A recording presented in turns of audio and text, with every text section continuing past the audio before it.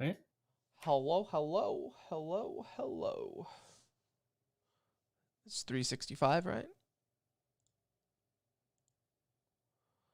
think so.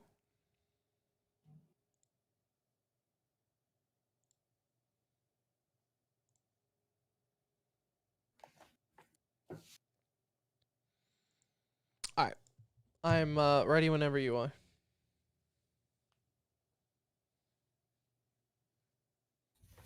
All right, I'm good. Do the timer already going? Yeah, no, we're good. We're live right now. Timer's up. You ready to start? I'm good.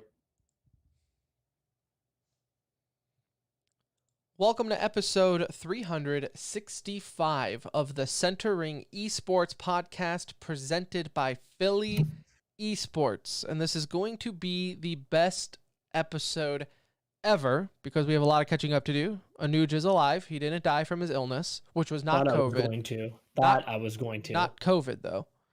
Not COVID. Not COVID. So, were you really even sick, Anuj? Were you really even sick? I could have used you for a couple of days, honestly. I was in a bad spot. You didn't see me online. That shows how sick I was. No, yeah. We'll discuss here in a second. We will also discuss VCT champs, though nothing big's happened there. Pretty run-of-the-mill tournament. Nothing big with Valorant. Don't worry about it. Not a big deal. Also, lots of CSGO and e-news to touch on as well. But before we do that, let me tell you about Philly Esports. You can check them out, phillyesports.gg. They have a brand new spanking website if you haven't been there in a little bit. And you can sign up right now, December 11th, coming up in just a week, for a Super Smash Bros. Holiday Bash for Super Smash Bros. Ultimate, complete free sign up, $5,000 prize pool. First place gets $3,000 for completely free sign up. And December 18th, they have a Call of Duty holiday tournament, 4v4 Call of Duty. Again, free sign up with $5,000 prize pool. You can't beat it. phillyesports.gg. Go ahead, sign up right now. Hey, this is James Clayster Eubanks, and you're listening to The Center Ring. Okay, so let's start.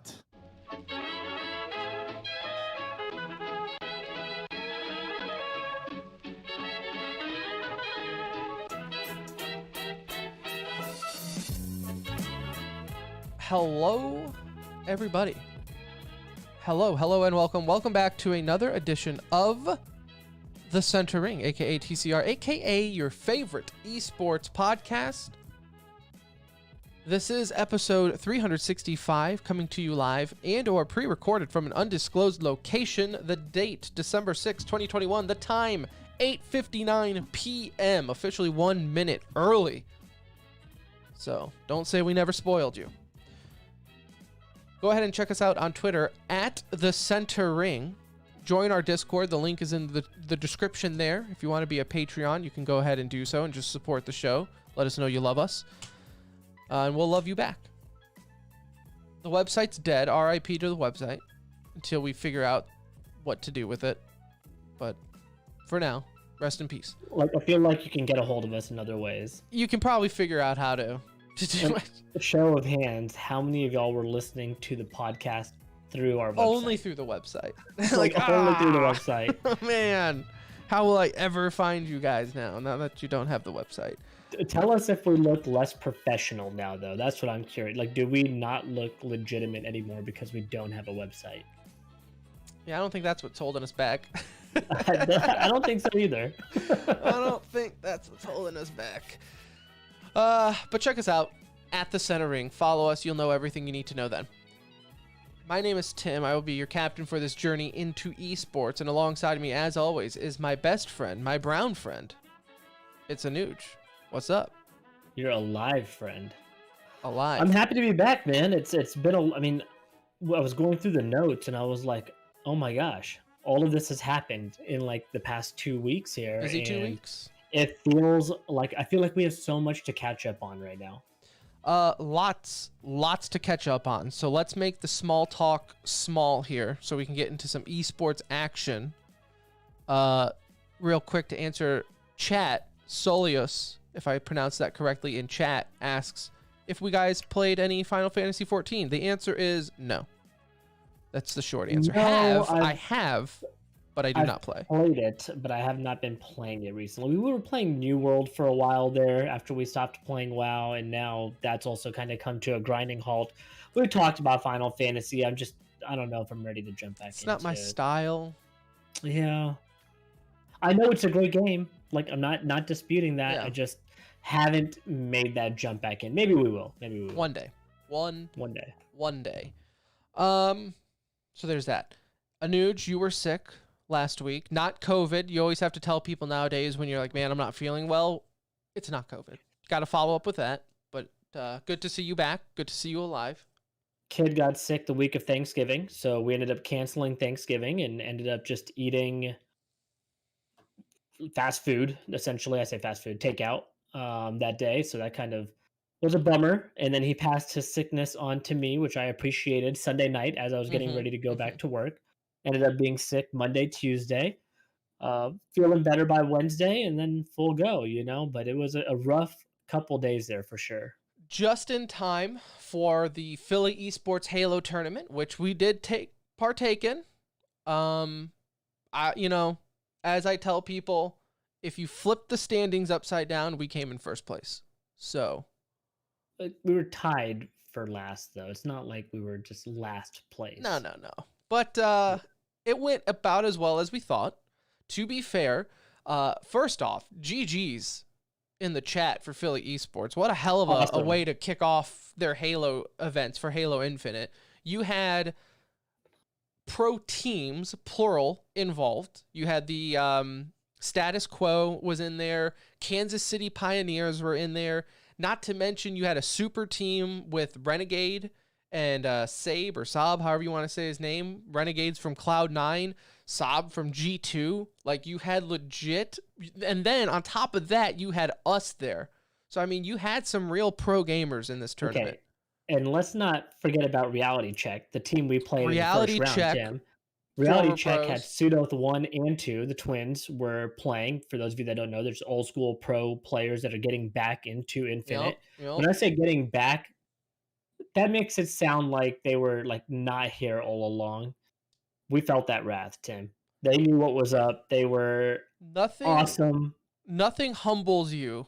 Because, in your head, as gamers, we just do it. And it doesn't matter that you're, like, diamond rank in your game or you're bronze.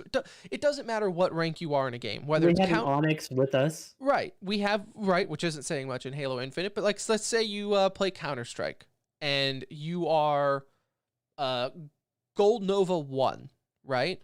You feel like you know everything about the game. Even though, same as a global elite. Right? Same as some dude who plays an FPL. Everyone has the same mindset that, like, I know what I'm doing and it's always my teammates' fault holding me back. Held back by the teammates. Right. Yeah. Nothing will humble you quicker than playing against pros. And we've done it multiple times, like whether it be here, we've done it in Rocket League, just doing the show has given us avenues to playing against pros in CS. We've played against them, humble brag. And it's out of this world on how better they are than you. It's not even close. I knew about 15 seconds into the match that this was going to be a very quick game. Like we were going to have some time to hang out with the boys after this one for a little bit. Yeah. It didn't take too long to like notice just the skill level difference. And props to them. They were absolutely incredible. They were super cool dudes, chatted with us for a little bit after the game, and wish them all the best, obviously, in their return to Infinite. But look, it was a fun event. The event was actually incredible, just from not only the teams that signed up, but the presentation there from Philly Esports, and they have commentators and observers hopping into these matches, and it's really just a well done event, and it was really enjoyable. So I would say, even if you were just a group of friends looking for an event to join to kind of have that experience, these are free to play. Yeah. You have nothing to lose. They actually start on time, which to me, that was the best thing of this the whole thing, is it was actually live and ready to go when they said it was. But hop in, get in there with your buddies, get the thrill of playing in a competitive match like that. There's really no adrenaline rush like it. Whether you're getting your ass whooped or not, I'll tell you, it's that feeling of right before the game starts. The intensity level just spikes, and it's something cool that we still get to do even now, even though we're past our primes. And going in and like realistic, like be realistic with yourself, right? So Philly Esports just said in chat their next Halo event January 29th. So go ahead, free sign up as always if you're into it. Second match did go better. We did take a map at least. We honestly probably should have 3-0'd the team, but a little miscommunication on our side, different ideas of strategy and play style. It will get ironed out in the future. We were the better team. I do believe in that second Yeah. match. We let it slip. We lost to Slayer 50-48, and then gave up a flag pull with a minute 30 left in the game that put them up by 1. So it was Little different strategy ideas, little butt of heads in the end, but the boys recoup. All is forgiven. We'll get back at it. You'll see us there January 29th. So I think as long as Tim and I are both free that weekend, you can expect to see us running that back and taking another shot at it. Hopefully we'll see a couple of y'all there. Yeah, definitely they are fun. And you know what, Joey, if you're in chat, I think his college signed up for the event, so I wonder how they favored. Oh yeah, I'll have to follow up with him to see how that went. But yeah, so good times in the first Halo tournament back. My first official Halo tournament in years, since like MLG Dallas, probably like 2007 was probably the last time I competed in Halo with a mindset of I care. So what a Tim, we care every time we play. Well, this is true. We are sweats. That's no doubt. But there's really no other way to play Halo, to be honest with you. With a little something on the line. Yeah. Also, and we'll move on to esports here in just a second with Yikes of the Week. Controller players can still suck a dick because your aim assist still makes a difference. And I just want to get that off my chest. As an angry mouse and keyboard player, don't care what you say, it still makes a difference. It does. That game is built for yes. That game is built for as I'm debating with our friend who uses a controller who used to play on mouse and keyboard. He's like, it's not that big a difference. Yet he still switched to a controller. So he's been a mouse and keyboard player for the last 2.5 years. Let's not act like he just made the switch. He's been hardcore mouse and keyboard, and then Halo comes out. And he's like, no, dude, you just gotta use a controller. It plays better. Why do you think it plays better? Because the aim assist, dog. But I digress. So let's get into some Yikes of the Week. These are moments of the week in esports that just make you go, yikes. Anuj, I will start here with our good friends over at the Esports Awards who make this time of year a regular appearance on Yikes of the Week, just because they're yikes to me. I don't understand how you had the awards like 2 weeks ago, yet you're still announcing winners. I don't get it. The Timmy's definitely doesn't operate like that. Our yearly award show, that's the industry standard. I'd like to think we definitely get all of our winners announced on the show the day of. But they announced their esports game of the year, Anuj.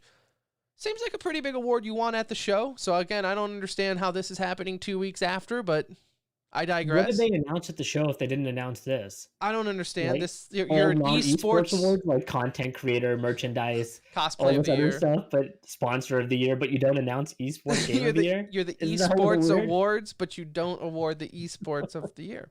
Maybe this is why, Tim. Maybe this is why. I don't get it. I don't get it. You're about to get it right here. So their top 3: Free Fire, Counter-Strike, Clone, big in China.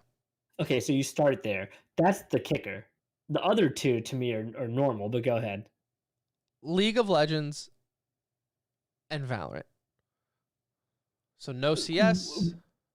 But wouldn't you say the top 2 probably make sense? They deserve for this to be year? in the discussion. Yeah, absolutely. Like you're not. I wouldn't say I'm upset at all that those 2 are the top 2. No. Like Again, League of Legends. Esports Awards is the most guilty of this. And they do it almost every year in every award category. They will nominate and sometimes even select a winner just to show that they're inclusive, and they did it. How did Free Fire BR get on here? I didn't even know what it was until I saw that, and then I had to go to the Twitter page, and I was still confused what I was looking at. That's what it was, is they needed to have some type of interaction with them, whether it be for the devs to get the attention of, or to get the good... Is it a mobile game? I think so, right? Isn't Free Fire, man, you're asking me the real questions here that I don't know. That's why they included them, is to say they had a mobile game. But that's why they do it. They do it so they can and I'm not saying it's not a super popular game. I'm not saying it, you know, isn't a popular esport in some place of the world, but in the world of esports, when you throw this game out there and 99% of the people reacting to it have no idea what it is, I think that tells you everything you need to know. Yeah, that's a terrible decision. I kind of had to. I wish I could speak to somebody over there to get a little bit of an explanation because maybe I'm missing something in how this category is set up. But Little plugola payola is what that is. there's 10 games that should easily, without a doubt, be ahead of this. Now, maybe this will fall somewhere after that because the player base is high or something, but no way. Like, no way. That's a total yikes to have that as a top three. They probably thought nobody would read past one and we wouldn't catch this, but yeah, Nothing gets I by have no idea us. how that gets through. Tim, my yikes. I hate that this is even in the yikes category because the whole situation behind it is disgusting. But Zero, former Melee pro, is suing his former roommate, Well, Smash G- Pro, not Smash necessarily Pro. Melee. Sorry, Smash Pro, Jisoo, suing his former roommate Jisoo, claiming she defamed him in a series of tweets that happened on July of 2020 that basically accused him of a lot of alleged sexual misconduct. My question here, Tim, is how could you sue this person after you admitted to like several of the allegations that they made against you? I don't know. I mean, maybe not every allegation you came out and was like, hey, yes, I did every single one of the things that she mentioned, but that takes some balls to be like, well, bro, I didn't do that one thing that she mentioned. Right. Yeah, the grooming and all that made her watch some hentai. Yeah, that was all me. But this one, no. So I'm gonna go ahead and sue. And this is the one that killed my character. This was the defamation part. The hentai stuff, the community will understand. This other thing, though, absolutely not. I need to sue her. Good luck. You know what? Good Godspeed. Good luck to you, because I don't know how that one's going to go. So here's the thing that's gonna suck for him even more is when you take it into court. This is now all gonna be like public. The people are gonna. Well, I feel like kind of most of the people kind of forgot about it, right? Like you had Zero fanboys that are like ride or die, so that's fine. But yeah, you're just now picking at the wound again, and it's out there again, and now it's going to be official. Where before it was just allegations, now we're gonna know it's gonna be real. And even if he wins the lawsuit because maybe she did say something that On technicality of whatever, right? Like right. maybe there's something there, obviously legally, that he's going after. This is not going to be a comeback story for him. Like that's not how this is going to work. That all of a sudden he wins this lawsuit and he's back in a positive light in the public eye. Like that ship has sailed. You've already admitted to several of the allegations. So I'm a little disgusted to see this pop back up, but definitely yikes for me. And we have a couple small Blizzard yikes of the week to get to. We just didn't want to leave them out. You know, we like to share the love here. One here real quick is the Game Awards are coming right up around the corner, December 9th. So in just a couple of days from this recording. Anuj, I know you are just at the edge of your seat to see who wins at the Game Awards. Well, More excited to see the new announcements for games because they'll trickle those in there. So I'll wait and get the YouTube show after. You're in luck, though, because Blizzard will be included at the Game Awards in the sense of, like, if there's ever a way to toe the company line, the Game Awards have figured it out. So they want to the way it's so worded is weird. It's like Blizzard and stuff, they're not going to be included, but they also want to represent the developers at the same time, is from how I read it. So I don't really know if they're going to be there, if they're not nominating them. Yeah, so Jeff Keighley came out. He's the one that you probably guys have seen all over the place for E3 and everything else. You know, he came out and said that they're not going to be involved in the event in any way. So they're not going to be promoting Blizzard, products or Blizzard the company. But they're gonna, if they're nominated for something, they're gonna allow the nomination to stand for the developers. This is not a reaction to all the sexual harassment that took place at the employee level, obviously. This is really focused on Bobby Kotick not stepping down and putting pressure on him to do it. So they've found a way to, like you said, toe the line, and they've separated the two because a lot of the sexual assault allegations came from development staff, right? Like Right. they were changing players' names in games that were named after developers that were, tied to different allegations. So it is interesting that they took that approach. Really, they should have just barred Blizzard altogether from the event, and that includes nominations as a show of support to I the mean, victims of the assault and to protest Bobby Kotick still being in a I can position of see power it. I there. can see it both ways because now they can say, look, Blizzard, we didn't bar you. Your games could have been nominated. When we all know damn well, though, there isn't going to be one nominated because what's Blizzard done this year to be nominated at the awards anyways? But like you mentioned before, these award shows are kind of a joke. They'll throw a Blizzard, like there will be a Blizzard game in the nominations for sure. They might not win a category, but they're going to be nominated somewhere. When they have absolutely, I mean, sexual assault aside, like Overwatch, what have you done? You can have the award for the most delayed, I guess, right? Overwatch 2, the most Like anticipated. card game of the year for Hearthstone or some nonsense, Right, with the stiff competition they have. Yeah. So, who knows? Who knows? All right. And then this last one here, which is actually not as new. I know where you saw, did you see this one on Reddit? Yeah. So this isn't as new, but we can bring it up just because we like to dogpile Blizzard. That they changed their subscription model to where you can no longer have just a 30-day sub. You can only purchase 60 days worth of game time. So now they're only available for a 30. So if you just want to play 1 month, rather than paying for 1 month and it automatically canceling, you now have to order 1 month subscription and then remember to cancel it. So obviously the plan behind this is that you forget to cancel it, which we've all been there. Like, why make that change in the midst of all of this? I don't I understand read that it's actually been a while. It's just no one noticed it. And I guess there you go, mission accomplished. No one notices it, so you don't cancel your shit. I don't know.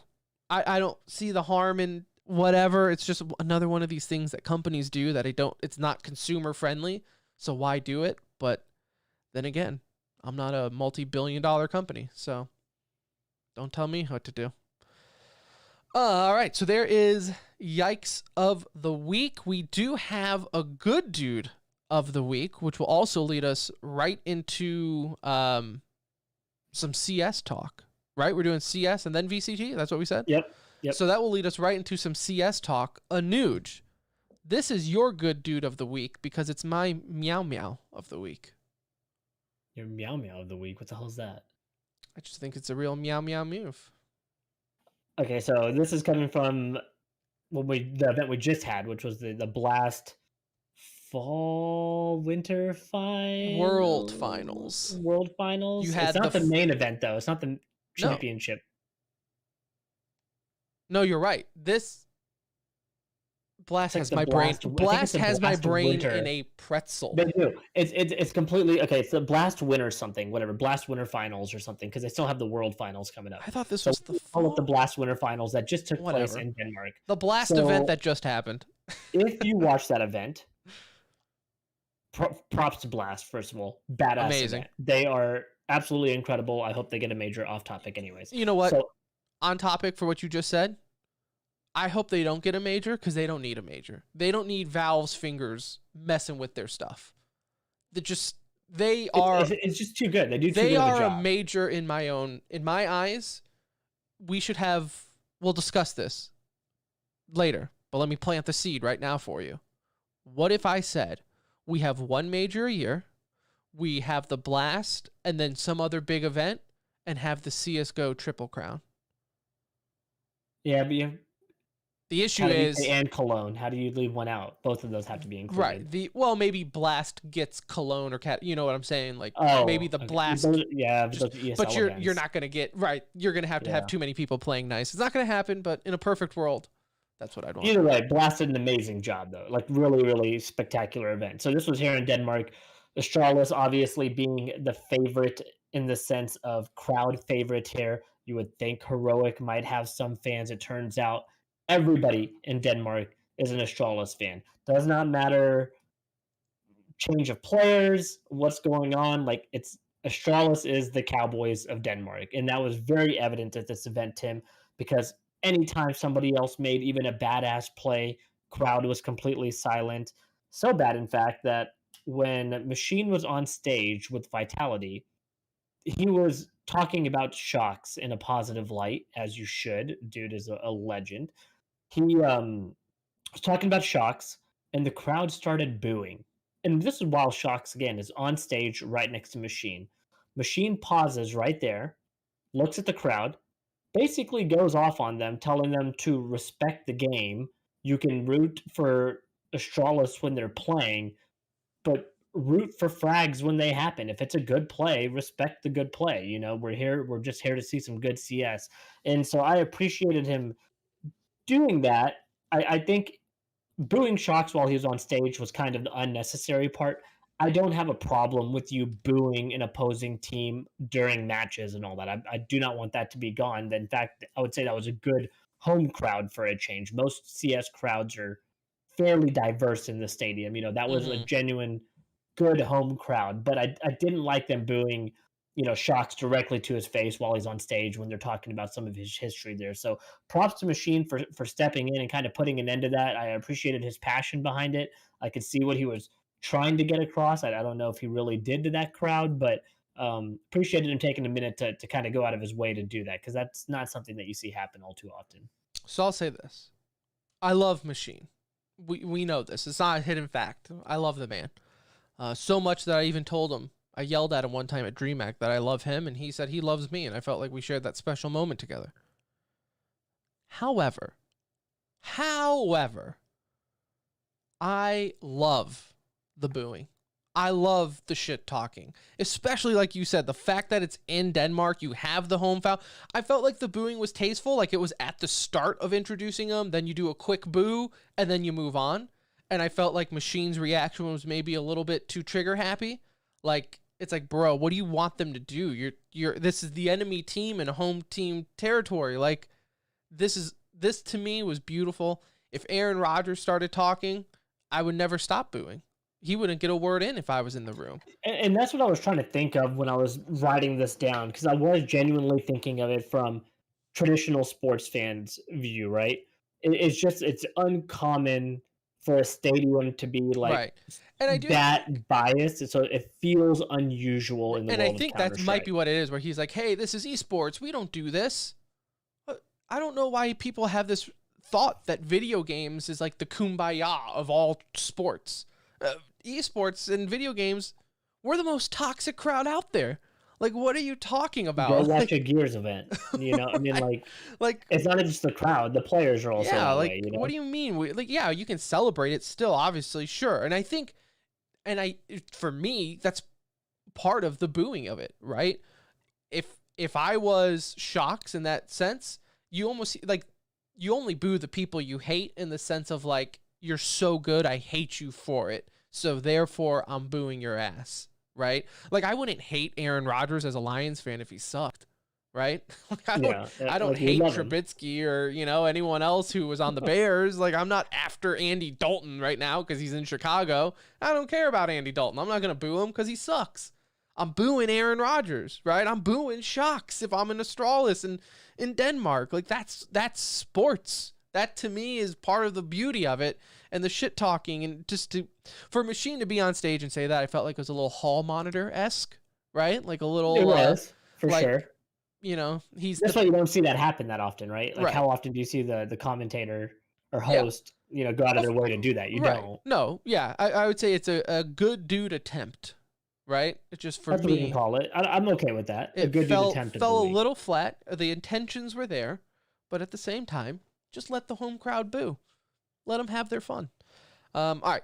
So other than that, though, what a hell of an event. Obviously, Na'Vi ended up taking first place. This was the fall finals, by the way.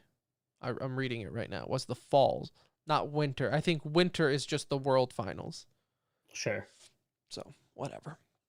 But no, hell of an event. Na'Vi ended up defeating Vitality in the finals, continuing the year that is simple.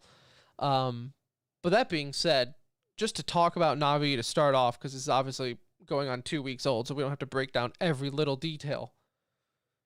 It's not just Simple, though. I mean, Simple's performing incredibly, but everyone on Perfecto had some amazing plays. Bit's year has been insane. That entire roster, and I know at the start, like around June, when I kind of was mentioning the year of Simple, I was saying it's because they need to take advantage of it because every other team seems to be in shambles a little bit in CS. Like whether it's NA or EU, it just seems like every other team is trying to shuffle rosters and find their footing again, where Na'Vi was kind of solidifying their roster and hitting stride at the perfect moment. But that being said, they are still just dominating. Like the plays, the team seems to be in sync.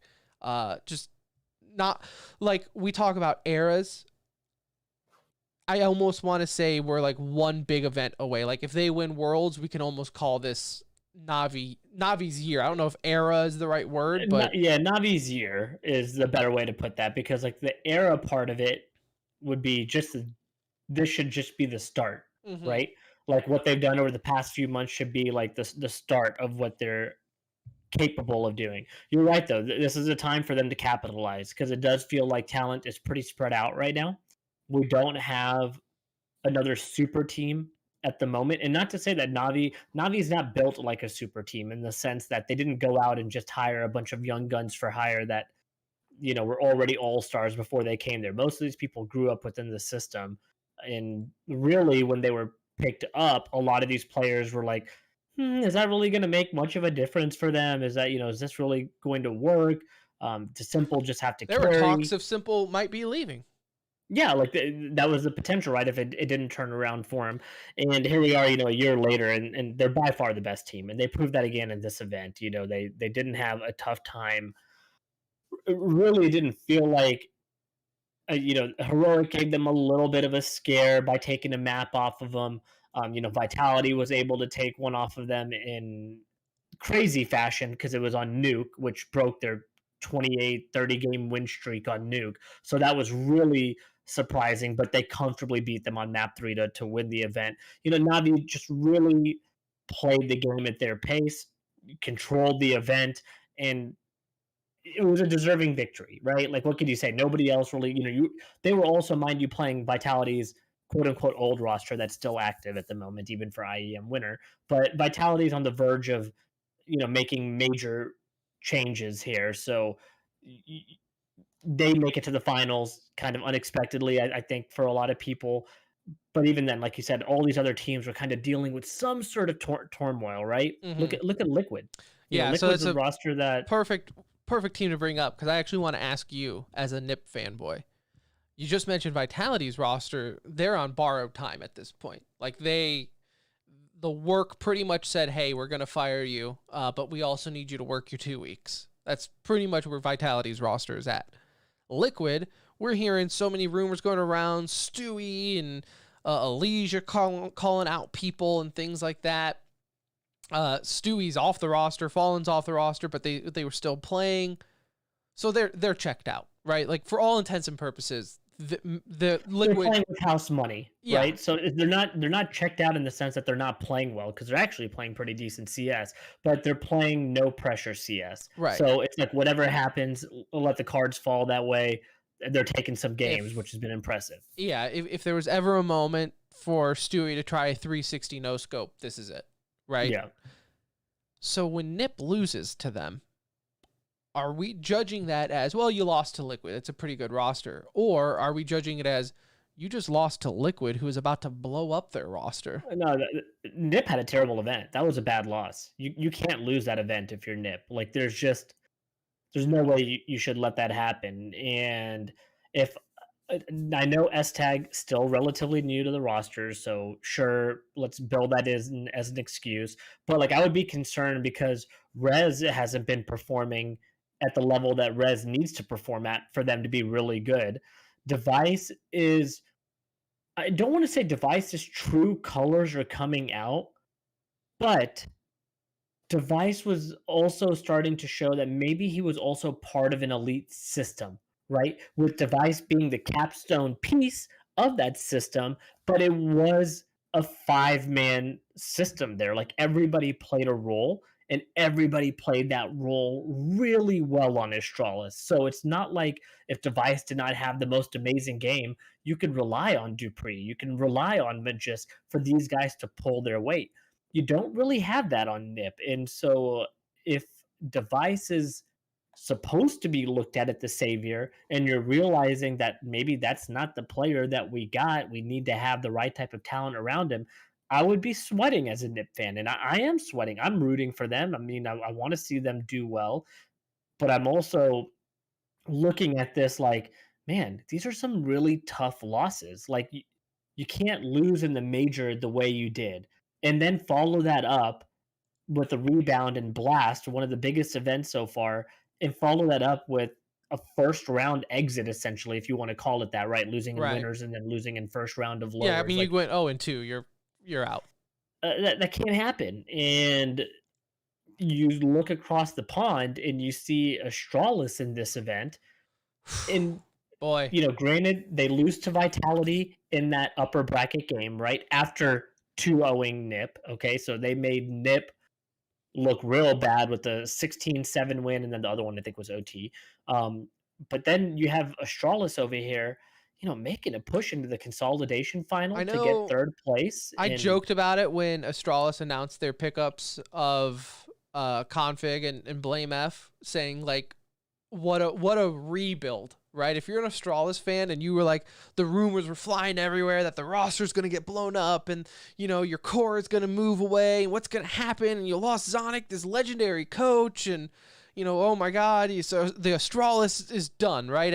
All the Astralis haters were just lining up for the parade route. And then you announce that your rebuild pickups are Blame F and Config. And even we said on the show, like, EU rebuilds are just different. Like that, if that was like, that's your star signings in NACS. In EU, that's your rebuild signing. So yeah, I mean, clearly this team is going to be very competitive, right? They're out a of a top sample 10. size of 1, this looks like a legit contender again. Yeah, like I see them as a consistent top 10 team in the world at some point. Now whether they go top 5 or beyond, that I'll hold judgment on. But the way they're constructed as is, and the way we've seen them, and even when we talk about them here in IEM Winter, like you can see signs of life in this roster. I think they're going to have to figure out the opping situation possibly down the line.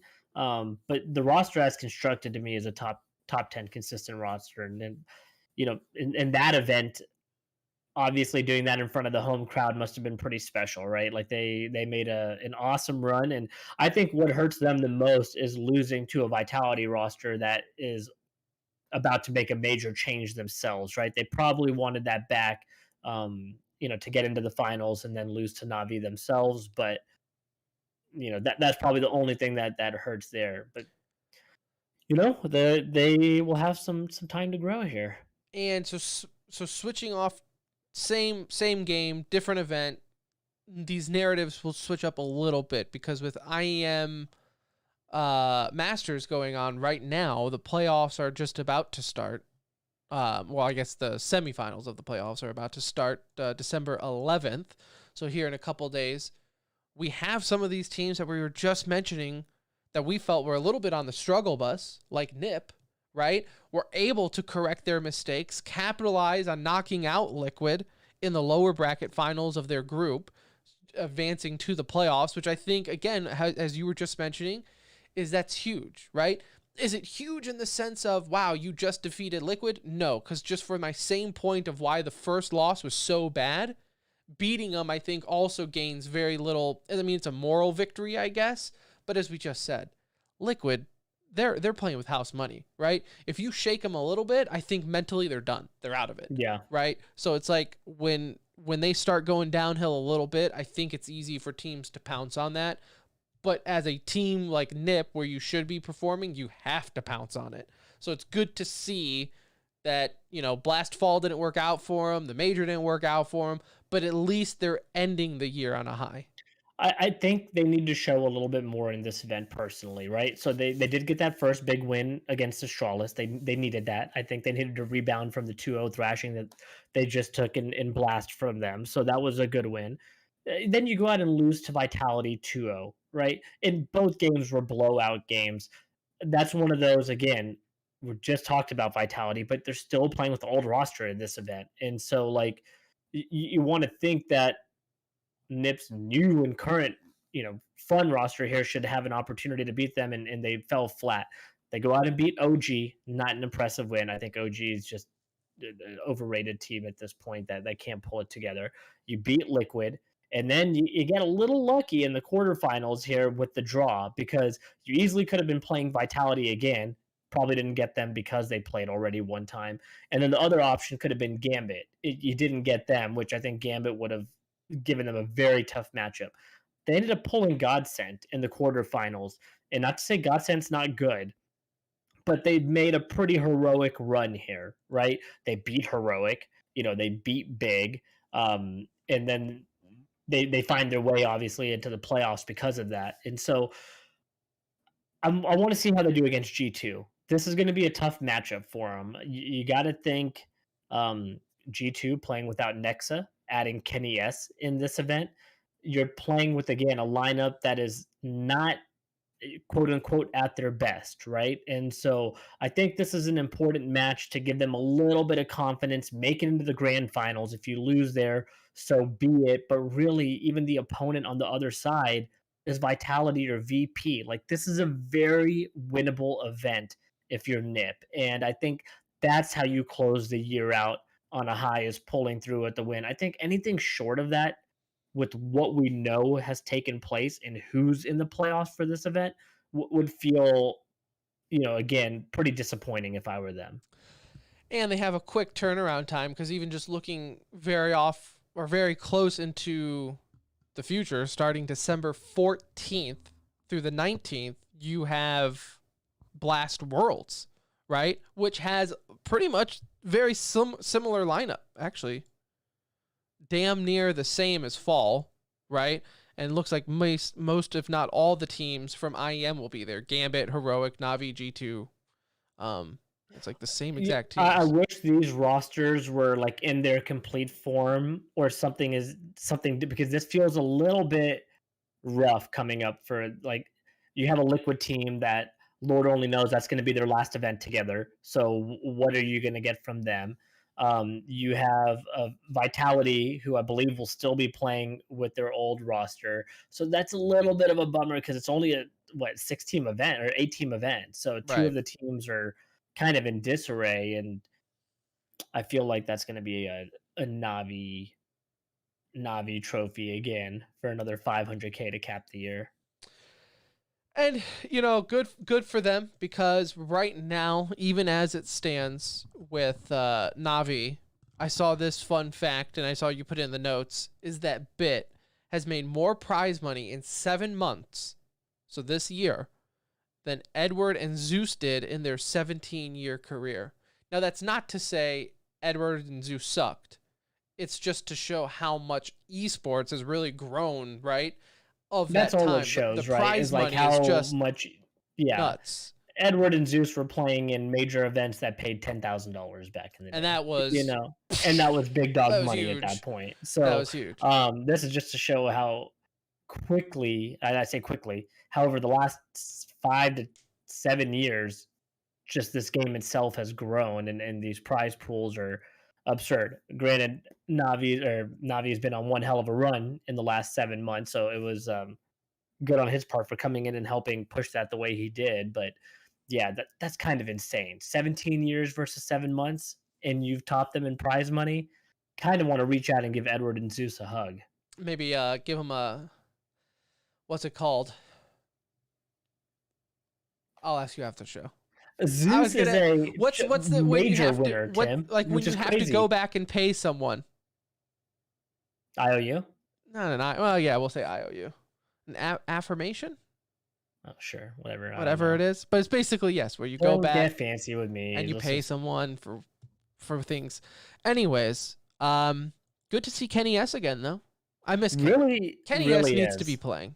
And G2 is actually doing pretty well. So, all things considered, Kenny S If, should be on a roster. if I were G2, I would consider making Kenny S back as they need a main opper, right? You're not dropping Nexa, so Nexa should come back into the lineup. That's Right, not the of change that course. you make, but you need an opper. You got to have an opper in Counter Strike the way it is right now. You cannot survive with a mediocre opper. You have to have somebody that can push that. Now, I'm not saying Kenny is the option.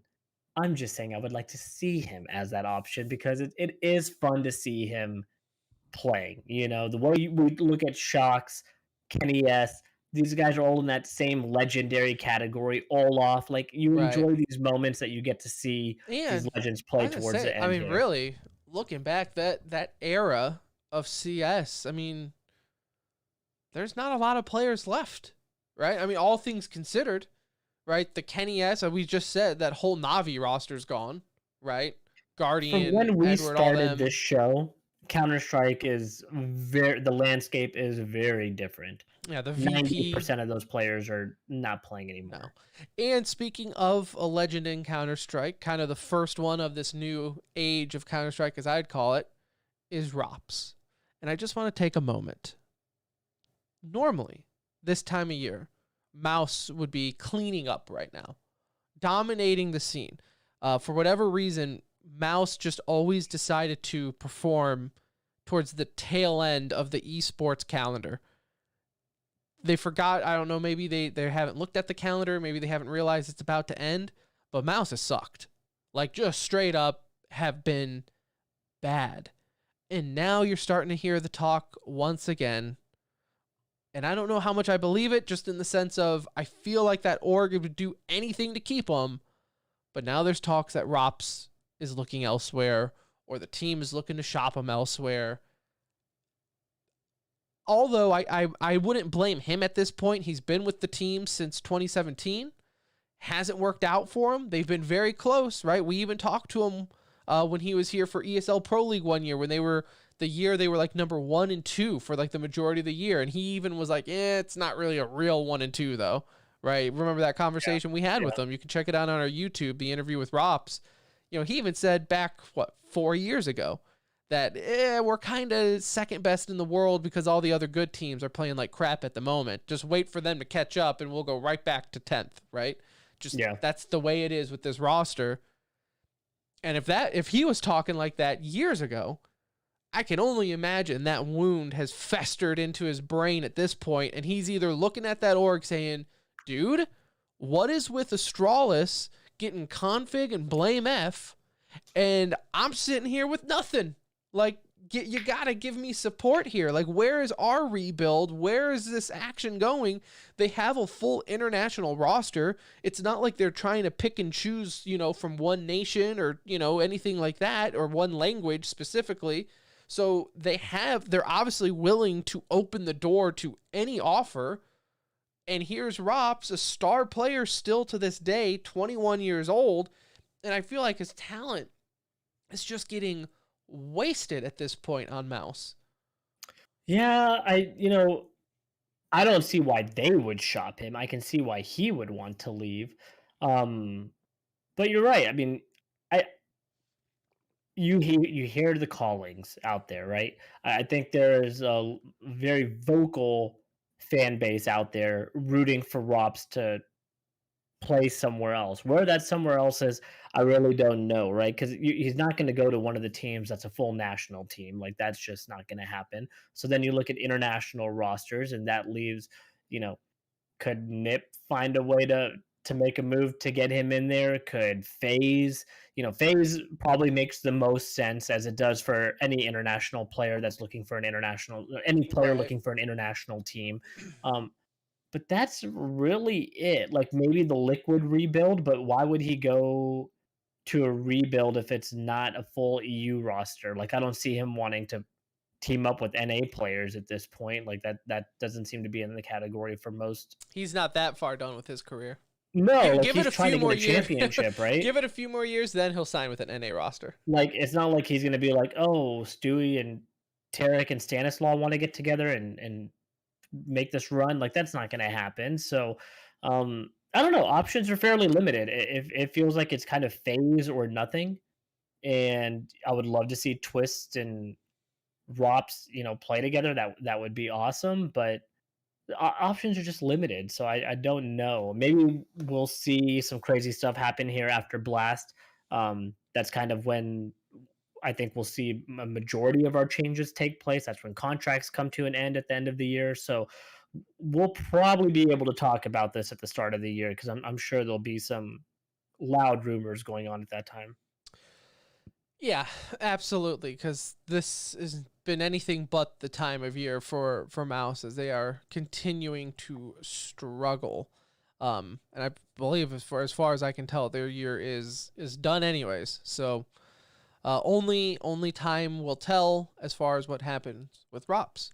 But yeah, like we said, IEM playoff semis are about to start, and then we have World Finals, and then I think that's all she wrote, boys and girls, for 2021 CS as far as big relevant things go. A good way to end it. Yeah, that's gonna feel major-esque in that at least, like I said, I mean, I almost feel like this is the impromptu triple crown right now. Like I said, the only thing that makes it lackluster is we know a couple of these teams are still going through significant changes. Of course, so. But if Na'Vi can get the major, Blast finals, and then IEM Masters, like that, I mean, you can't really. I mean, that to me is the triple crown right there. Yeah, they already got the Grand Slam this year with Intel, so yeah, that's true too. So I mean, just a continuation to a great year for Na'Vi if they can pull this off. Yeah, absolutely. Now, let's flip pages to Valorant. Not much to talk about. VCT champs going on. Some teams win, some teams lose. And let's get into some e-news. I wish we could do that, Tim. I wish we could do that. And let's just start off. You know what? We're going to go a little out of order here. NA has had a rough start to this event, to say the least. And I'm kind of glad that we did not do a show last week, and I'll tell you why. We would have sounded like idiots. We would have looked really, really dumb. We would have looked really, really dumb. In fact, I thought Sentinels I picked them because to me they were a little bit more of the obvious pick to at least make it far enough to where my pick wouldn't look dumb. Well, that backfired badly today, Tim. It's unbelievable how, and again, like you said, if had we done a show last week, we would have sounded completely different, our tone, I'm sure. But it's unbelievable to me, and maybe this was always supposed to happen, but how NA was by far the favorites all year long in any VCT event. Sentinels have been, we just talked about the Na'Vi era, right? Oh, when can we call it an era? People were already calling this the Sentinel era.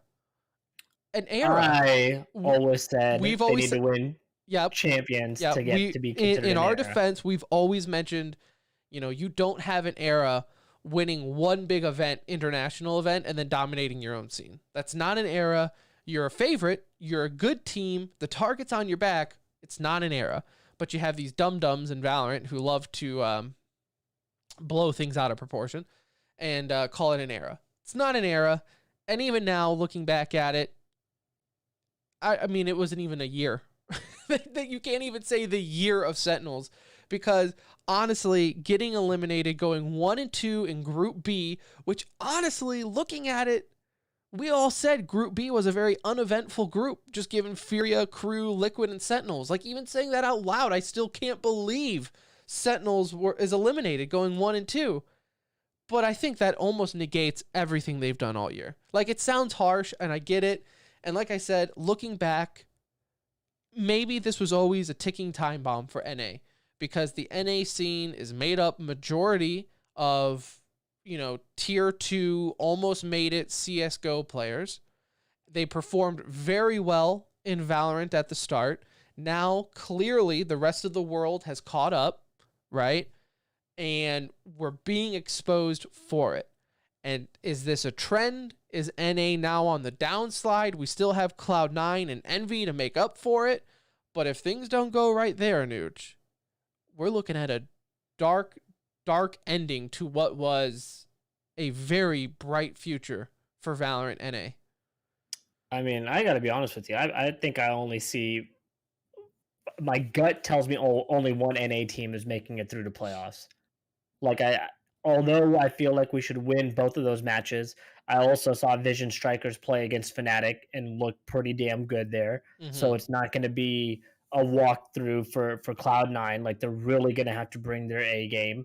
And then Envy, as much as I love them, in Valorant, they've been one of the more consistent teams. Like really kind of took one today. That first map on Ascent versus Ascend on Ascent. Say that 5 times fast. Yeah, they didn't look great in that matchup. Ascend, yeah, I said that right that time. Ascend took them on a pretty early lead and didn't really look back and then went away with that what I felt was a fairly easy victory. On the second map, Cloud9 had to make not Cloud9, Envy had to make a crazy comeback to even make that a game because it was a 9-3 first half for Ascend there, and it took an incredible comeback to make it 11-11 just for them to drop the last 2 rounds and lose that 13-11.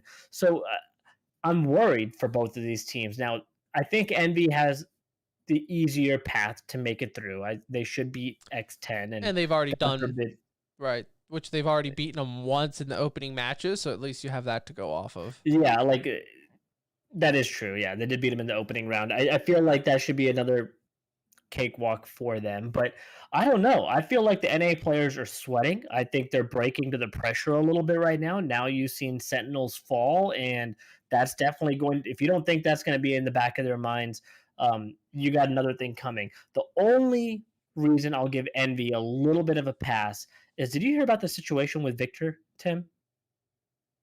So Victor on Envy. Is this the COVID situation? Yeah, so he tested positive or whatever. He tested something, that positive test at least, that required him to play in a different area. So they isolated him in a separate room where the window was broken and wouldn't close. Well, why is that an issue? It's cold as shit over there. It's 0 degrees right now over there. I'd be in my prime. He said he was playing in a hoodie and his hands were completely frozen in the room, and they let the staff know that, but there was really nothing they could do at that point. So for me, if it's really cold and my hands are cold, that's tough. I can't imagine at that level. So as of right now at 4 a.m. in Berlin, Germany, it's 31 degrees Fahrenheit. The high, oh wow, there's like exactly the same. The high was 33 today. So even if you're looking at the highest temperature, he was playing maybe, 33, 34 degrees, give or take. I mean, that's pretty damn cold if that's, if your window is wide open and you're not getting heat in. So I don't know, that's maybe a little bit of a pass for them, but still they need to perform, I think, well. Like, you can't drop a map to X10 and then feel good going into playoffs the way it's gone for NA. All 4 EU MA teams have made it through. And that's saying something for that region, because early on it was clear that NA was the better region.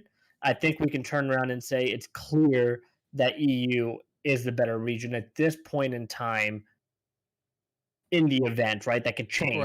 Right. Envy or somebody could come out on top and win it all, and that kind of covers our butts a little bit. But as a whole, EU looks like the better region, Tim. I mean, kind of across the board. Well, and they literally won every single group. So now you have them going into the playoffs with like each alternating, like they're not playing each other in the playoffs, right? Yeah. To start the round off. We can have a full EU finals pretty easily. There is a good chance we have a full EU semis and grand finals. A very good chance we have a full EU event starting the semifinals. So it's nuts. Who are you most impressed by in this event so far? That's a good question, Anuj, because honestly, this event has proven to me that there are a lot of good teams playing Valorant right now. Some of the 0-2s, I guess, are not a complete shock, but even then, I think they've played impressive. Like Furia going 0-2, I was still impressed with Furia's play, though, at times, right? Team Secret, I've been impressed with them. Crew, even if you go back to listen to old episodes, pains me that they beat Sentinels. I've always been a Crew fan. They've been playing well through, previous Berlin and Iceland. They are the one Latin American team that we've seen, right? So I think to see them finally kind of go over that hump, and what a big hump it was to defeat Sentinels, to me, massive impressed by Crew. But overall, I would say like a lot of surprises, right? I know you and I have discussed it that we thought Gambit might have been a little overrated, but for them to still go 2-0 plus 14 in map differential, I would say disappointed. I'm a little disappointed in Crazy Raccoons. I mean, I know they weren't like stellar going into it, but from these people that I listen to, man, I'm just not. They hyped them up quite a bit. They hyped them. I mean, I don't know. Maybe it's because it's out of the Japanese scene and they're just the best in Japan. But the best in Japan is like not even on the charts. The best in Japan wasn't good enough to take a map in this event. Yeah, and they didn't play any of the favorite. They played Team Vikings first round and Team Secret second round. Like the best in Japan. Those teams are bad. It's just those were not considered top competition, and you didn't take a map, right? Right. No, the best if the best in Japan can't sniff like the top 100 boards of EU or NA, like it's hard for me to. I'm a little disappointed in that. For me, I think I've been most impressed by Liquid. Obviously they had the issue at the start of the event with Navira, Scream's brother, testing positive, having to play in isolation. I think they've looked really good, and they did not take them long to kind of integrate him into the lineup. And obviously there's that brotherly connection that is there, but they kind of also remind me across the board now of a team that has every role covered really well, right? Jampy to me is one of the best hoppers in the game. I mean, he looks incredible. He's at any given time can top frag for him, but he just plays his role very well. Scream obviously is just lights out. The way he plays with his aggression and just his fragging ability, untouchable. Soulcast to me reminds me of a Zipnix type player, like very reliable, great at clutching, a smart overall player. So they have this like core, and then Navira has stepped into this game and has shown that he can carry a team, whether that be from a fragging ability or, I mean, really that's what they've needed him to do. But they have him playing on Sova, it looks like most of the time, and he's also played a little bit of Killjoy. So he's been versatile, right? Like he's not a one-trick pony that just entered this game. Like he's already shown the ability to play multiple agents on the biggest stage. And so I've really, really been impressed with Liquid. If I were to allowed to change my pick, I would say that's my favorite heading into playoffs. Like I see them with the ability to really compete with anybody and beat anybody. And I do think they're the favorite going now into playoffs, but they've looked so good to me and really, really impressive. A disappointment, Tim. It's still got to be Sentinels, Well, yeah, that's the obvious. Like it's just so much riding on the line. At no point did they look truly dominant. They dropped a map to Furia throughout the whole event. You and I have been texting each other like, "Ooh, like it's like they just don't look the same. They just don't look the same. Something is off. It doesn't look right." Part of it could be, maybe Tens has also slipped a little bit in some of these games, right? Not to say that he's not as good as he was. I'll tell you what the problem is, okay? And like I said before, first off, these guys were, and this isn't to be offensive, CS wash-ups, right? Obviously still crazy skilled at the game and everything, but look at the names. At Valorant, they were considered the best. Okay. So regardless of what their background from CS was, in Valorant, the game that they're playing in now, they're considered, the best. Right. Tens is the best player in the world. What I'm just saying is they also have the potential to drop off, right? In Counter-Strike, they were all very good at 1.2, but have that potential to drop off. And Tens, I go back to what I've always said with Tens, and I even from his post-game reaction, I say the same thing. He is a mental midget. The dude, I feel like once he gets pushed, he's off his balance. He doesn't know how to mentally recoup with himself. He's very hard on himself, which, you know what, if you're Tens, It's easy to be hard on yourself because you know everyone knows how much they paid for you. Like, the pressure is on tens. Like, let's be real here. They're looking for him to be the clutch player and everything rides on tens. So I understand the pressure, but I just feel like this is one that the pressure got to him. You know, Ruckus, the coach, this was his first event with the team and apparently the last. Like, they've said that he is still interested in playing, so he's not going to be there anymore. I don't know if that was really the best decision then. Like, when we first talked about him being the coach, brought him in to, I feel like he was there for demo review, right? Like, so we say like, coach. I don't think he was sitting there like he was there just to be like a sixth voice in the room. Like, hey, maybe I saw this and you guys didn't, type of thing. Because like he put out a tweet saying this loss is on me. I'm like, dude, shut up. Like, give me a break. No, this loss is 100% on the players. Your impact on what they did, I would say, was marginal at best, right? Not to say that Ruckus wasn't valuable in some way to them. I'm sure he was, but nowhere near is he the reason that this didn't go well. This was just a free trip for him, basically, you know? Yeah. Because like I don't know what impact he could have, right? Unless they are just like the best like team in the world that follows exactly what their coach says all the time, regardless of him being new. And he's like, hey, I'm changing everybody's roles and everybody listened. That's the only way this would have been his fault. But these guys were just not all there. Zoms had one of the worst games in a clutching game that I've seen in a long time. They didn't have the players just weren't at the level that they were playing at a couple months ago. Sick looked like one of the best players in the game a few months ago. He slipped a little bit. Tens was the best player in the game a few months ago. He slipped a little bit. So, I mean, those slips when multiple people are maybe having them at the same time can be pretty devastating, as we saw here. I mean, it was. They're out. Can we just give Zom some credit for having the tweet of the event? When he talks shit to the entire Brazilian region.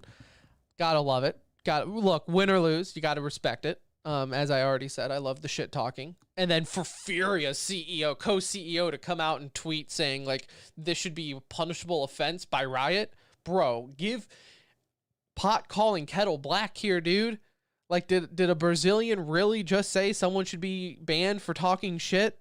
Like, am I in the same world as you are right now, man? Like, give me a break. Especially when I thought it was kind of clear Zoms did it intentionally to poke. Not so much as, like, I truly don't like them. It was just a like, spot to instigate that went really well. He was forming some impressions, and it was like a good tweet in that regard. Shazam was in a conversation, and Zoms thought, let me poke my head in here real quick. We've talked about all of this, and we haven't even talked about some of the like abuse issues that have been going on in this event. I don't want to stick too much on that, Tim, but we did have Keyed Stars play against Ascend, had to replay essentially the game with a 7-0 start because they used a bug glitch for 7 rounds in that game. A known with a Cypher's camera. Cypher cam glitch.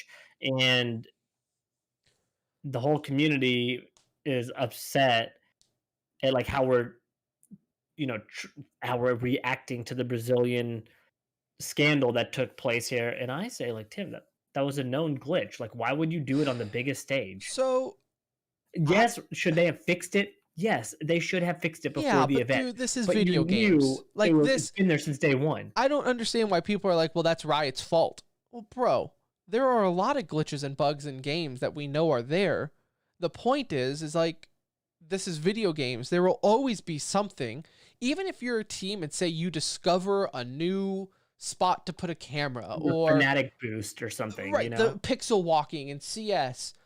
If I was a developer or a TO, I would always say in my rules, the onus is on the players to come to the TO, to come to the developer and get approval for any new, what you would deem out of the norm playing field.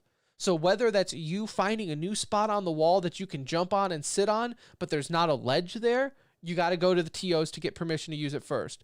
Whether it's you putting a camera up behind a wall that you normally think, that probably shouldn't go there, but I can do it anyways. Like one that lets you see through pixel on a wall to Right. give you information. You You should need be a little. And again, what they used, Tim, was a known bug. So right. So it's you're even talking about worse. bugs that they're maybe discovering Yeah. and should like let So it's even worse. the Like competition committee know. it's even on This them. was a known bug. Right. And that being said, I know a lot of people were knocking their ruling on it at first. Like before, because you're right, they did replay.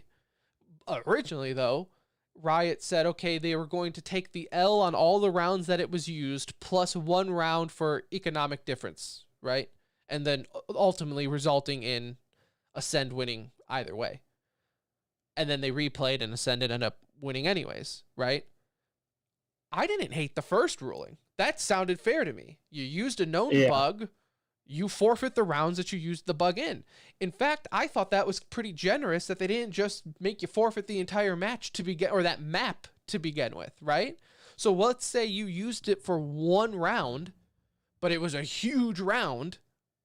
But like, there's still a chance you could win. They should be counting their blessings that they got a chance to win that match. The fact that you even were able to play again, right? Yeah, you were able to play again and you were given an opportunity to go win it, and so I don't feel bad for them in this scenario. Like I felt like they got away with one and actually got lucky in the ruling. Yeah, like I said, a lot of people were like, "Oh, that doesn't seem fair." I mean, they cheated. Like, what's the issue here, guys? I'm confused here. So, And now we'll follow up on all of this because we'll have a conclusion to Champions, Tim, this weekend, dude. So we're gonna have a pretty jam-packed weekend of esports between yeah, IEM Winter Finals and Valorant Champions kicking off on what, the 8th? I think Thursday is when the games go live, or Wednesday. playoff is the 8th. Yeah, So the 8th, whatever day that is. Look at a calendar. No, I'm pretty excited. So like we said, to be decided is A, C, and D groups.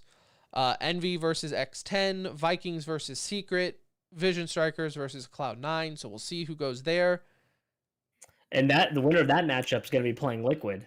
So you might have a C9 Liquid matchup round 1 of the playoffs.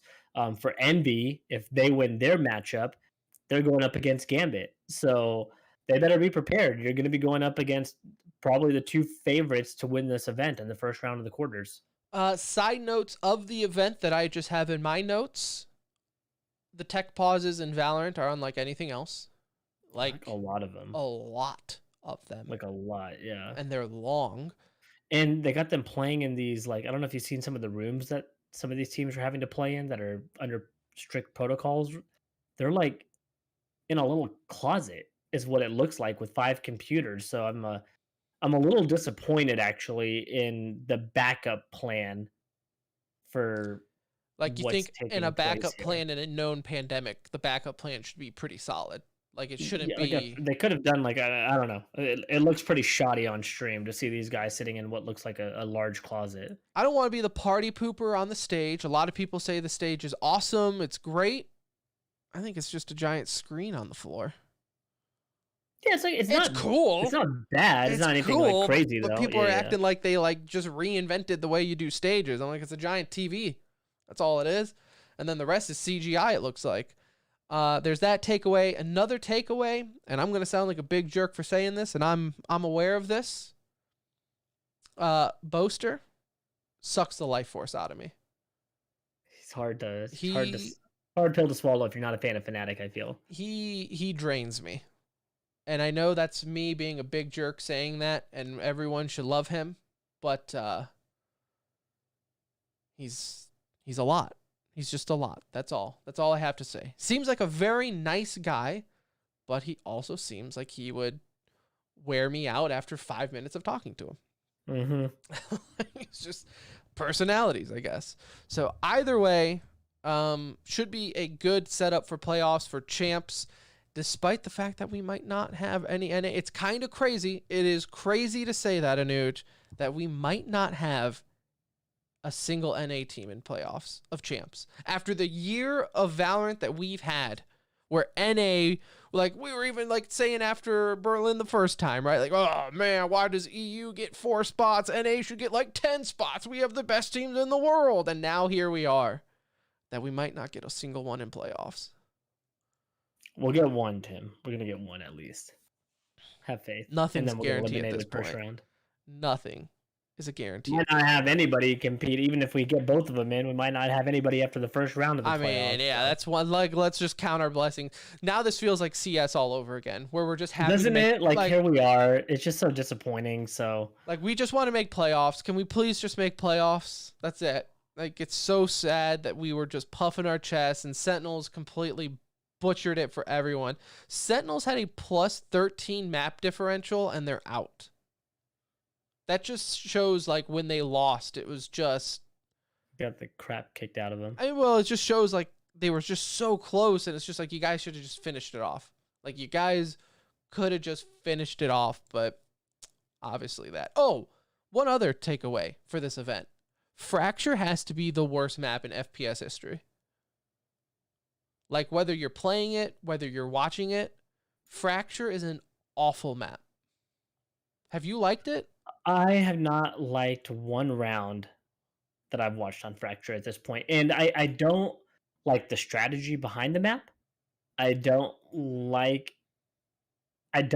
anything about Fracture. I'm actually really, really shocked that it was in some teams' map pools to where they felt confident to even throw it out there as a third map, because it feels like such a crapshoot. And I don't know. I really have not liked that map. I do like Breeze, so I'll tell you, Breeze has not really bothered me. I know a lot of people still don't like Breeze. I think that's okay. It's like good enough.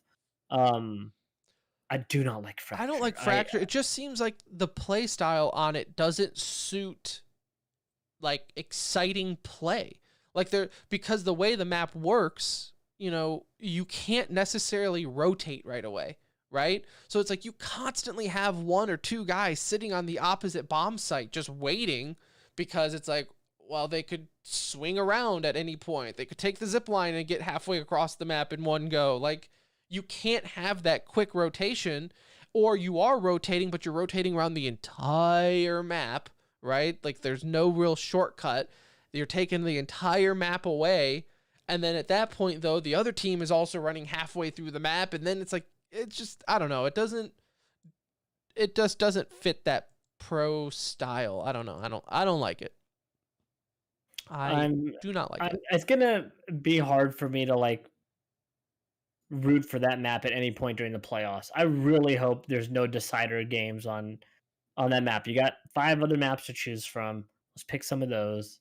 Let's wait till they kind of change that map up a little bit. I just don't even feel like it should be in the competitive map pool, honestly. No, a little odd that it's in champs to begin with. I still think it was a little new, but I know they've been running it in some events here and there. So yeah, but whatever.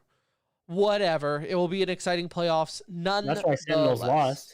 That's really what it is. Yeah, it's in the map pool. Unfair advantage, really. It doesn't matter that they didn't play it. It's why they lost. Actually, they did play it. And they actually won. They played it once and they won on it today versus Crew. It's the only map they won against them. So maybe that was the issue. Maybe they should have picked it more. But either way, RIP to Sentinels.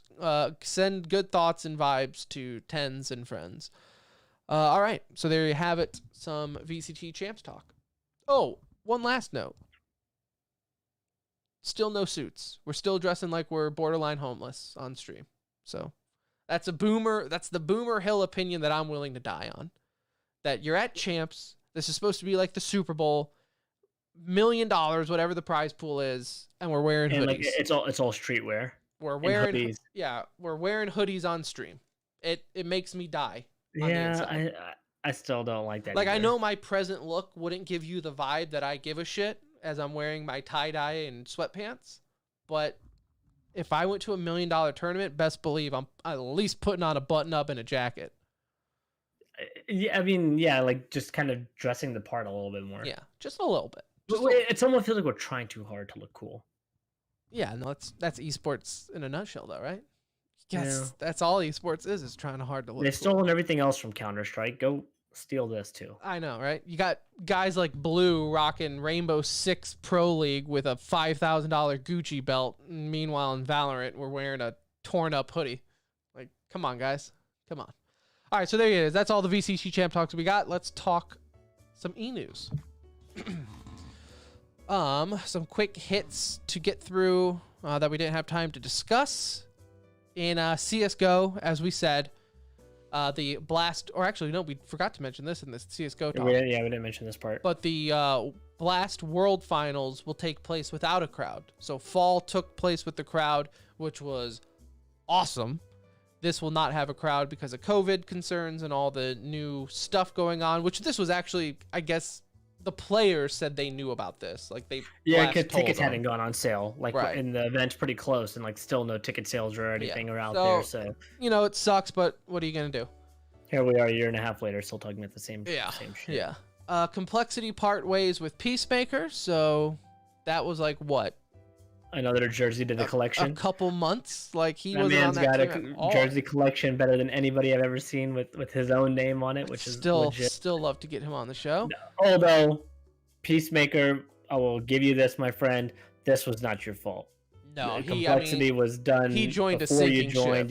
You joined at a bad time. Yeah, no, not this time. Not this time. In Valorant news, TSM signed Corey and Rossi. Good pickups. Yeah. Wait and see. I don't know how it works for next year. I feel like after Champions is done, there's like nothing to look forward to in Valorant for a little while here. So might be a while before we see them in action. And in a signing that I think we all saw coming, but I'm still interested in, is T1 picks up Steel after 100 Thieves dropped him.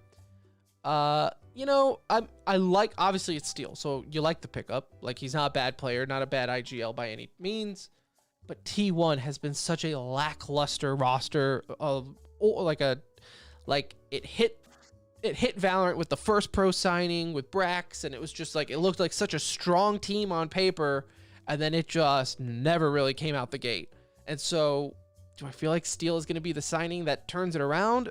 I don't know. Like, I almost feel like maybe this is not the best signing for Steel. Like, I feel like maybe if Steel had wait till after champs, maybe some of these champ teams make moves, he would have joined one of them, and that would have made more sense, right? Well, Automatic's the only one that really kind of gets me excited there. Yeah, like to this play is a with great signing. In the sense of like with Steel obviously included in that. Yeah. I just felt like it's a good signing for T1, maybe not the best signing for Steel. I would have liked to seen him maybe be the IGL on TSM. Would have been a little bit more exciting for me. Right. Yeah. So maybe, I don't know, maybe conversations were had behind closed doors that I think a lot of us have just lost faith in what Skadoodle is going to be able to do in this game, right? Man, I lost faith that Skadoodle is going to be on this team in the next event. Yeah, I don't remember the last time I've seen him play. I think that dude's just cashing in the paycheck at this point. That team in general, I don't remember the last time I've seen that team play in like an event. It's been a very long time. I couldn't tell you. The 100 Thieves show match that they did at the beginning of... Not off the top of my head. It's been a long time. In Halo, we had the second HCS event, had 512 teams participant. Envy ended up defeating Cloud9, or no. No, Sentinels ended up defeating Optic. Since our last show, I said Envy. Optic now. Sorry, Envy. Optic ended up defeating Cloud9 again. Then they made the finals for a third time in a row, losing to Sentinels in what was a technical delayed fiesta. The finals were on at like 2 a.m. our time.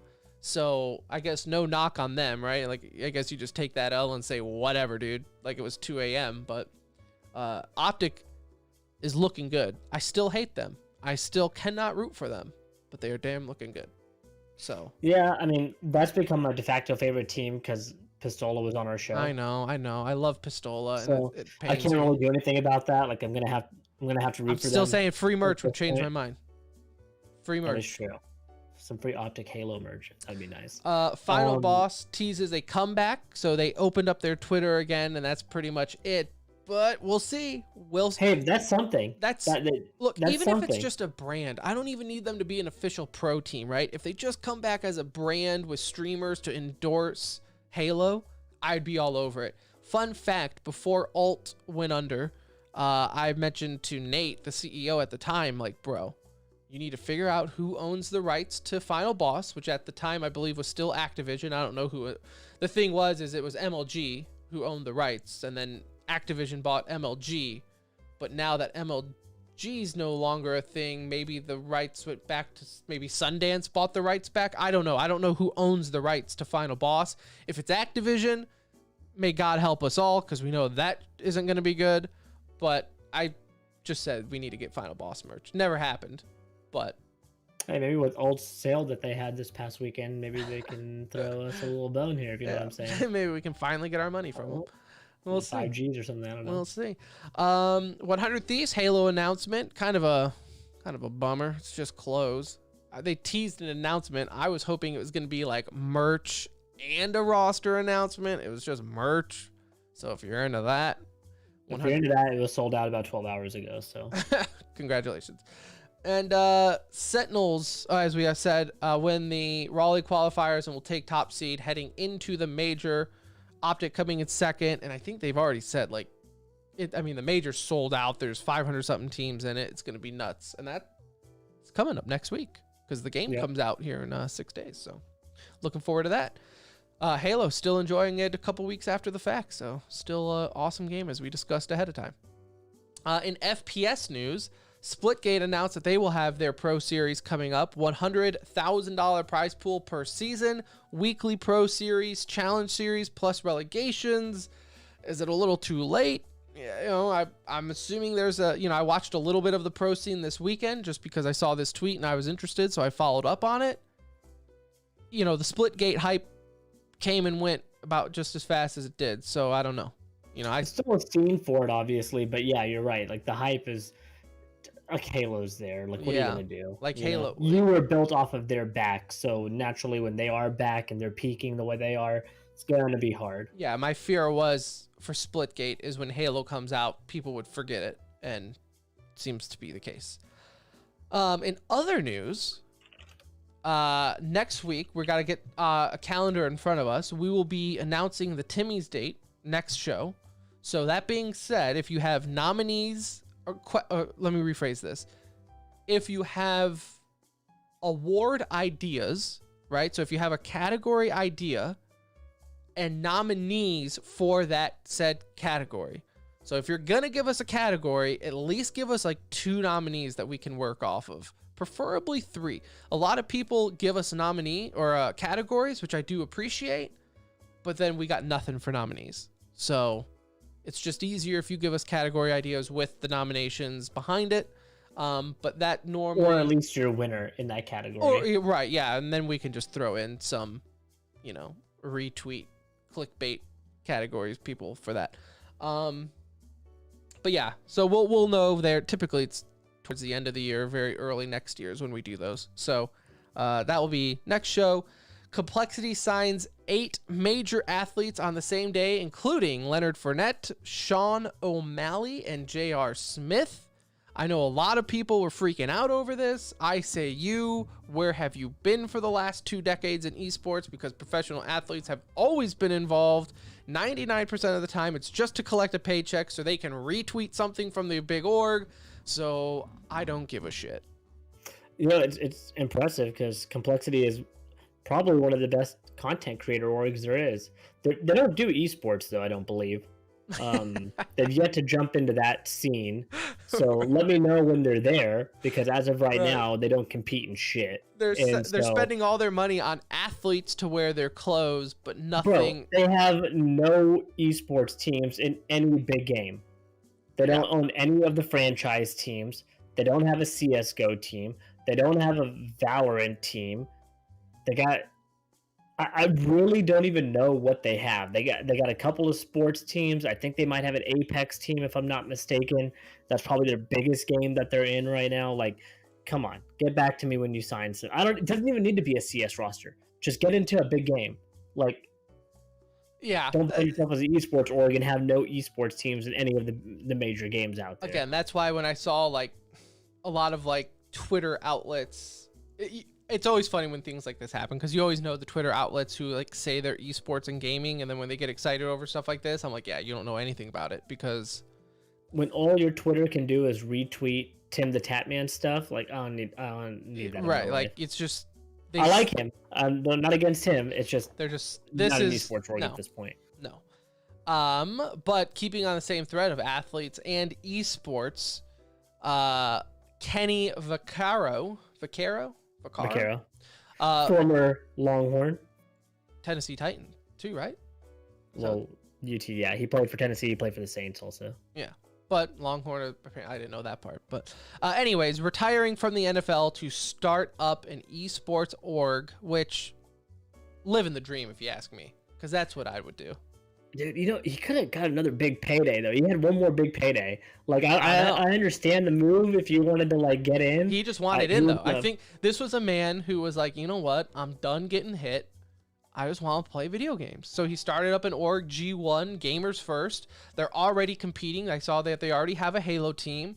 So like this isn't just like hey, I've heard about this esports thing, and I guess I'll invest in an org. No, he's like, no, this is my org. Here's a team. Boom, we're playing Sentinels in Halo. No, it's awesome. It's cool. It's just crazy because he was getting hit up still by big teams like contenders to come and play for them this year. Completely polar opposites, right? Where we were just talking about Complexity signing 8 major athletes, and it's like, I don't give a shit because they're not going to do anything for esports in the long run. This dude here is like, this guy's for real. Like, this to me is like, yeah, you know your shit, and I appreciate it. Same thing like Gilbert Arenas back in the day. Speaking of Final Boss, was with Final Boss. Gilbert Arenas back. You might as well do the other sports athlete announcement, so swap the last two. Yeah, and this is another one where I was going to make a joke that I truly believe that he loves esports, but I'm not going to be mean about Manny Pacquiao, though. Manny Pacquiao has launched his own esports org called Team Pacquiao GG. So there you go. It's cool. I want to see what they do. So this is why I will almost say good dude of the week too, because in the article it mentioned that he wants to focus on highlighting Filipino scene.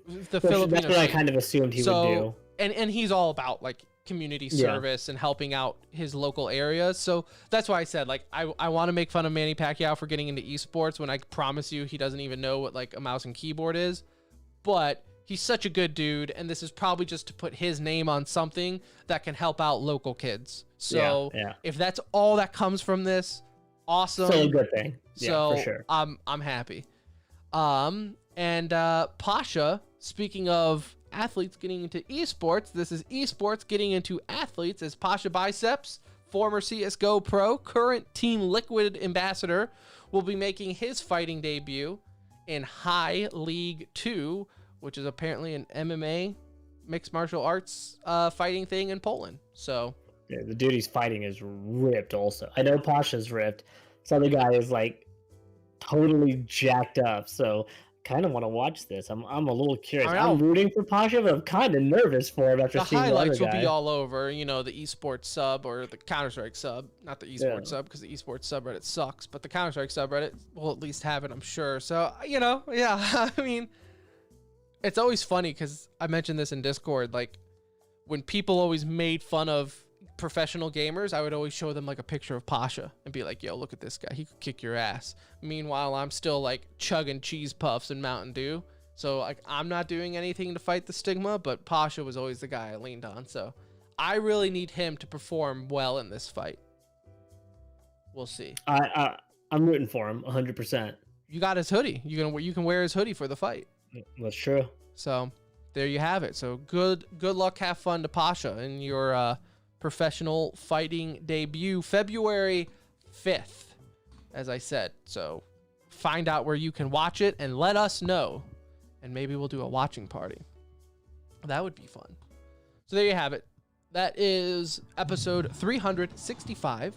It's done. It's in the books. Thank you so much for listening.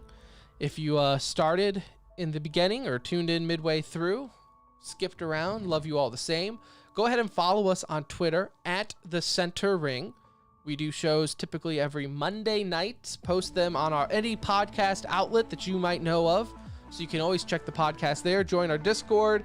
We're pretty much always playing Halo at any given moment. So at this point in our life, hit us up if you want to play anything. We'll always jump on. We'll literally play anything with you right now. Literally. The way our gaming background has looked over the past 2 weeks. You want to know how bored we are? We downloaded Fortnite last night to play the new season. Still sucks, by the way, but we're playing it because it's got Spider-Man in it, and I'm a simple man like that. You put Spider-Man in the game, I'll download it and play it. That's just how I roll. We will be back next week, though, talking more esports. We got a lot. VCT champs, IEM masters. It's going to be another big one. So catch us that Monday night. But until then, ta-ta. Love you. Talk to you next week. Bye.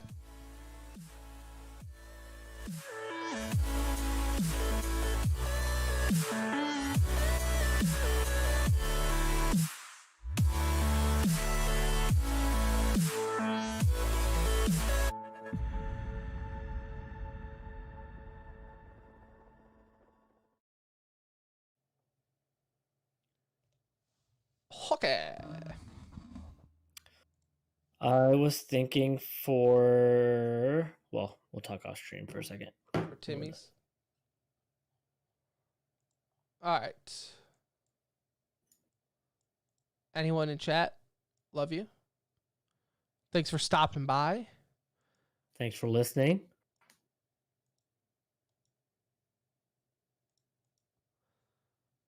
Adam, if you're still in chat, wonderful event. Wonderful event.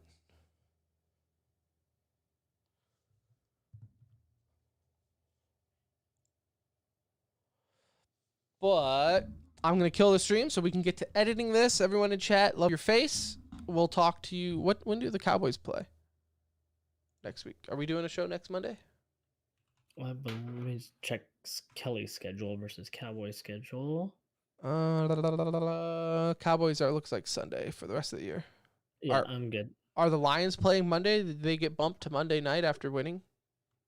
What if they did? That'd be pretty awesome. Like Lions, Bears. What an incredible win. What an incredible win by the Lions. I'll take it. It was. Hey, gameplay videos. Thanks for watching, man. All right, we'll talk to everyone in Discord. So see you there. Love you. Bye. Bye, guys.